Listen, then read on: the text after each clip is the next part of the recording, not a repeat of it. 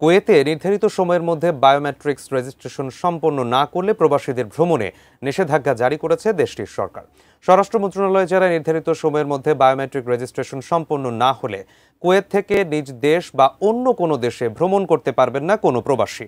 স্থানীয় নাগরিক এবং প্রত্যেক প্রবাসীকে বাধ্যতামূলকভাবে দেশের ৬টি প্রদেশের নির্ধারিত বায়োমেট্রিক ফিঙ্গারপ্রিন্ট অফিস থেকে এই প্রক্রিয়া সম্পন্ন করতে বলা হয়েছে।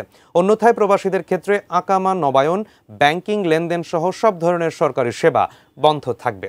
এর আগে কুয়েত বিমানবন্দর এবং স্থল সীমান্ত ইমিগ্রেশন অফিসগুলোতে প্রবাসীরা ভ্রমণের সময় বায়োমেট্রিক রেজিস্ট্রেশন সম্পন্ন করতে পারতেন। তবে সরকারের নতুন নির্দেশনায় বিমানবন্দর এবং সড়ক পথে ইমিগ্রেশনে এই অবস্থা বন্ধ করে দেয় কর্তৃপক্ষ। এখন থেকে শুধুমাত্র নতুন ভিসা নিয়ে আসা প্রবাসীদেরকে বিমানবন্দরে বায়োমেট্রিক রেজিস্ট্রেশন করা হবে।